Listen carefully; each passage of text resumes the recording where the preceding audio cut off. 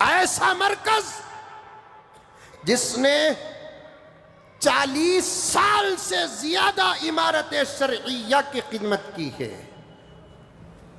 سب سے پہلے امیر شریعت حضرت مولانا شاہ ابو سعود احمد علیہ الرحمہ، دوسرے امیر شریعت حضرت مولانا مفتی اشرف علی علیہ الرحمہ، تیسرے امیر شریعت حضرت مولانا صغیر احمد صاحب علیہ الرحمہ۔ 40 پر 5 سال دارالعلوم سبیل الرشاد امارت شریعہ کی خدمت کر رہا ہے۔ موت تو سب کے پیچھے پڑی ہوئی ہوتی ہے۔ حضرت کے انتقال کے بعد میں نے گزشتہ جمعہ بھی کچھ اشارتاً کہا، گزشتہ جمعہ سے لے کر اس جمعے تک کے حالات شرم سے سر جھوک رہے ہیں۔ جو تبصرے یوٹیوب چینلز میں ہو رہے ہیں اور واٹس ایپ میں ہو رہے ہیں، کمنٹس میں ہو رہے ہیں، اللہ کی پناہ، اللہ کی پناہ، اللہ کی پناہ۔ جو لوگ قبضہ کیے ہوئے ہیں وہ تو تبصروں کو سن کر استعفیٰ دے دینا چاہیے، حق بحقدار رسید کی طرح۔ پھر دارالعلوم سبیل الرشاد کا دروازہ کھٹکھٹانے کے بجائے مضبوط ہو کر بیٹھے ہیں۔ ان کو لوگوں کی واہ اور آہ کی کوئی خبر نہیں۔ چلو چلو، جب اس وقت یہ سوال اٹھایا جاتا ہے کچھ لوگوں سے کہ سبیل الرشاد ہی میں یہ عہدہ رہنا کیا ضروری ہے، یہ سوال تو اور بھی جگہ استعمال کر سکتے ہیں نا۔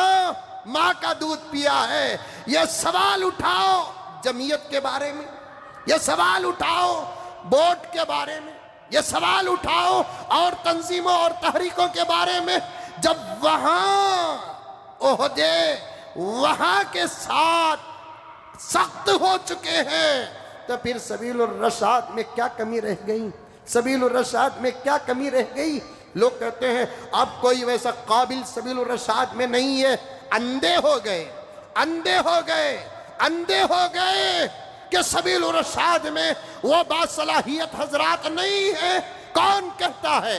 چلو مجھے فون کرو، میں نہیں کروں گا۔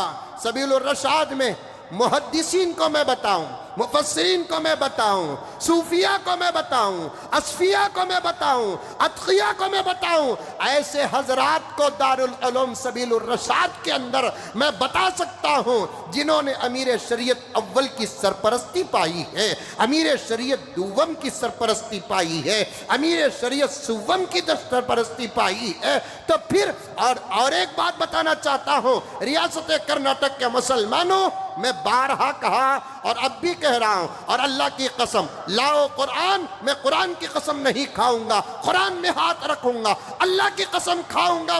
میں کسی عہدے کا طالب نہیں ہوں، کسی عہدے کا خواہش مند نہیں ہوں۔ آپ میرے سر معافی چاہتا ہوں، پیر بھی پکڑ کر مجھے کوئی عہدہ دینا چاہے، میں اس لائق نہیں ہوں۔ یہ اللہ جانتا ہے، میں جانتا ہوں۔ میری صبح کہیں ہو رہی ہے، میری شام کہیں ہو رہی ہے، میرا جمعہ کہیں ہو رہا ہے، میرا ہفتہ کہیں ہو رہا ہے۔ یہ بات شخصیات پر نہیں کہہ رہا ہوں، حقیقت پر کہہ رہا ہوں۔ ایسے حضرات بھی دارالعلوم سبیل الرشاد کے اندر ہیں جن کی شخصیت پر کرناٹک کے تمام مسالک کا اتفاق ہے۔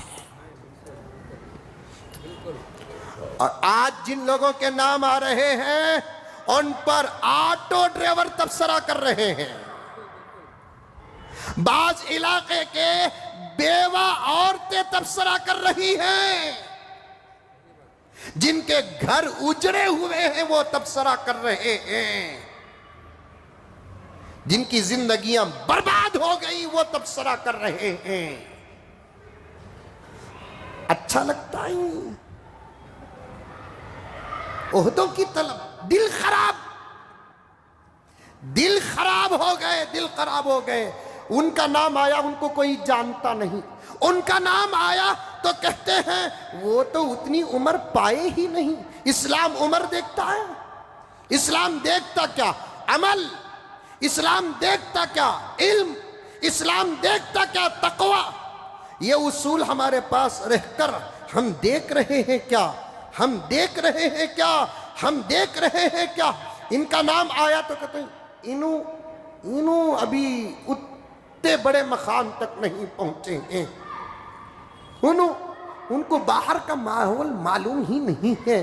اس قسم کے تبصرے کرتے کرتے سلطان کی سرزمین کا سر نیچے کر دیا۔ ابھی میں ایک ریاست سے ہو کر یہاں آ رہا ہوں، وہاں ریاست کے علماء کرام بیٹھ کر بات کرتے کرتے ایک بڑے مولانا جن کی عمر تقریباً 65 سال کی ہے، انہوں نے مجھ سے کہا کہ مولانا کرناٹک کو ہم اپنا آئیڈیل مانتے تھے، جب بھی کوئی حالات آتے تو ہم کرناٹک کے فیصلے کا انتظار کرتے تھے۔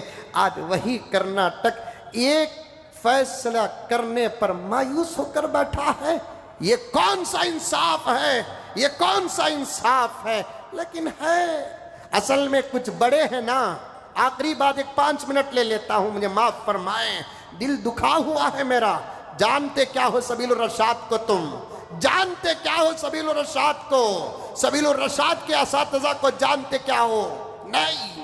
نہیں، شخصیت پرستی پر مر رہے ہیں کچھ لوگ، دل جل رہے ہیں ان لوگوں کے۔ میں اسی لیے ابھی کمرے میں بیٹھ کر میرے ساتھیوں سے مذاق کے طور پر ڈانٹتے ہوئے آیا، پگڑیوں کو سجانا کمال نہیں، زندگیاں پگڑیوں کے مطابق بناؤ۔ کچھ لوگ ایسے ہیں جن کو نماز، روزہ، زکوٰۃ، علم، عمل کا جواب ہی نہیں دینا پڑے گا، ان کو ان کے پگڑیوں کا جواب بھی دینا پڑے گا، ان کو ان کے داڑھیوں کا جواب دینا پڑے گا، ان کو ان کے عصے کا جواب دینا پڑے گا، لمبے چوڑے کرتے اور جھپوں کا جواب دینا پڑے گا، اپنے بیعت والے حلقوں کا جواب دینا پڑے گا، اپنی بیعت کا جواب دینا پڑے گا، اپنی خلافت کا جواب دینا پڑے گا۔ لا حول ولا قوت الا باللہ۔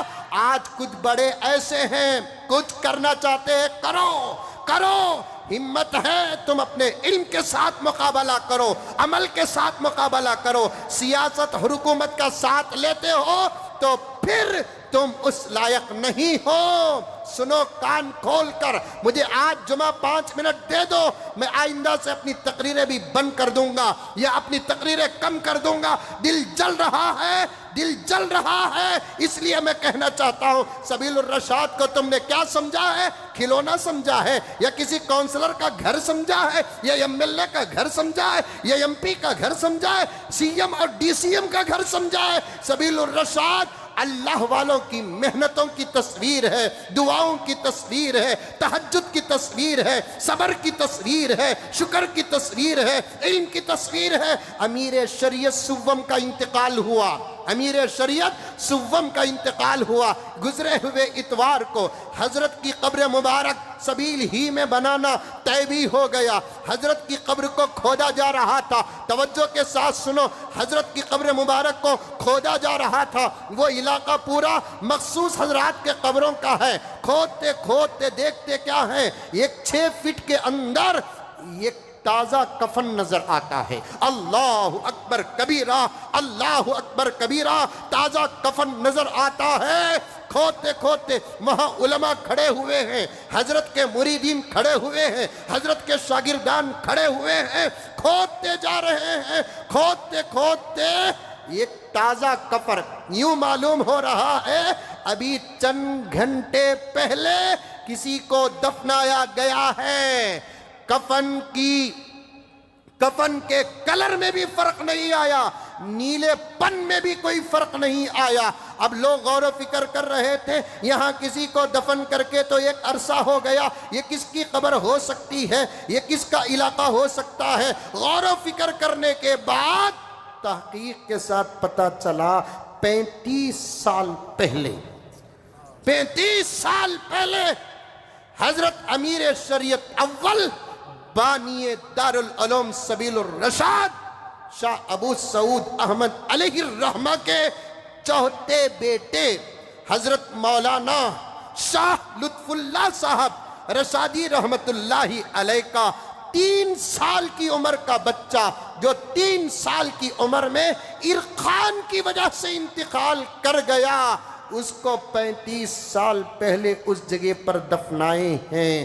ذرا نتیجہ نکالو، جس سبیل کے اکابرین کی نسلوں کا یہ حال ہے تو پھر آباء و اجداد کا عالم کیا ہوگا؟ آج کہتے ہیں سبیل خالی ہو گیا، اب چلاؤ۔ اب چلاؤ آپ جتنا چلانا چاہتے ہو، عہدوں سے آخرت میں فیصلے ہونے والے نہیں ہیں، میرے پاس اور بھی ذخیرہ ہے، لیکن حال دل خراب ہو گئے، دل کو اچھا رکھو۔ کپڑے کتنا اچھا ہے میرا سایہ ذرا دیکھو، کتنی اچھی ہے پگڑی میری دیکھو، چشمہ بھی میرا کتنا اچھا ہے، اندر کا توپ کتنا اچھا ہے، یہ سب اللہ کی نگاہوں سے گر جائیں گے جب اندر کا دل خراب ہو جاتا ہے۔ اندر کا دل اگر اچھا ہوتا ہے، پھٹے ہوئے کپڑوں پر بھی فرشتے رشک کرنے لگتے ہیں، پھٹے ہوئے کپڑوں پر بھی فرشتے رشک کرنے رکھتے ہیں۔ صحابہ والا دل بناؤ، صحابہ والی زندگی بناؤ، انشاءاللہ تعالی پھر کبھی موقع ملے تو میں آپ کے سامنے ان تمام